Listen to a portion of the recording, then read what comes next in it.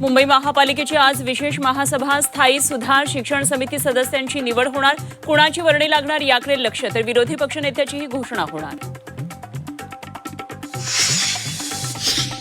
मुलुंड दुर्घटनेनंतर MMRDA प्रशासनाला जाग. मेट्रो 4 आणि 4च्या संपूर्ण मार्गिकेची सुरक्षित तपासणी होणार. तर 5 आरोपींना 18 फेब्रुवारीपर्यंत पोलीस कोठडी, दोघे फरार.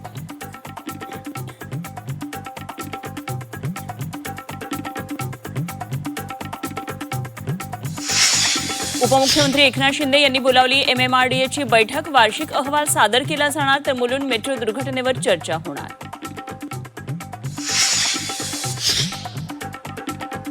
पुण्यातल्या आंदोलन, दोन्ही पक्षांना भोवलं. भाजप काँग्रेस पक्षाच्या नेत्यांवर गुन्हे दाखल.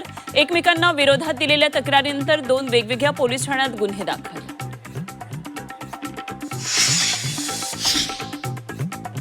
महापालिका निवडणुकीनंतरही गणेश नाईक विरुद्ध शिंदे वाद धुमसता. गणेश नाईकांना वयोमानानुसार स्मृतिभ्रंश, खुमखुमी असेल तर लोकसभा निवडणूक लढवावी. श्रीकांत शिंदेंचं नाईकांना ओपन चॅलेंज. धाराशिव जिल्हा परिषद अध्यक्षपदासाठी 2.5 वर्षांचा फॉर्म्युला. शिवसेनेचा भाजपला प्रस्ताव. मुख्यमंत्री फडणवीस, एकनाथ शिंदे आजच निर्णय घेण्याची शक्यता.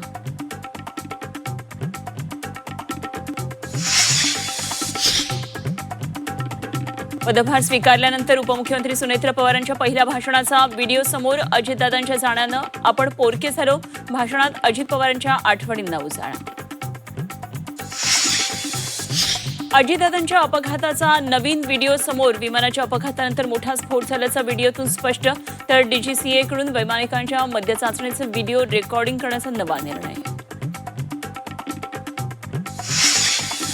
अजित पवारांच्या विमानात स्फोटकं होती का? अजित पवारांच्या विमान अपघाताबाबत अमोल मिटकरींकडून शंका उपस्थित. तर CID तपासाबाबतही नाराजी. पुणे जमीन गैरव्यवहार प्रकरणात शीतल तेजवानीच्या जामीन अर्जावर आज सुनावणी. पुण्यातल्या शिवाजीनगर कोर्टात होणाऱ्या सुनावणीकडे लक्ष.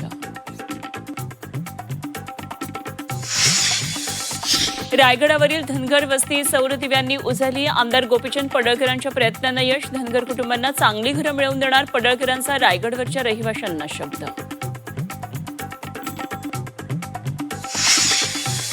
आणि महाशिवरात्रीच्या मुहूर्तावर भारतीय संघाचा विजयी अभिषेक. पाकिस्तानला लोळवत टीम इंडियाचा सुपर 8मध्ये दिमागदार प्रवेश. ईशान किशन ठरला विजयाचा शिल्पकार.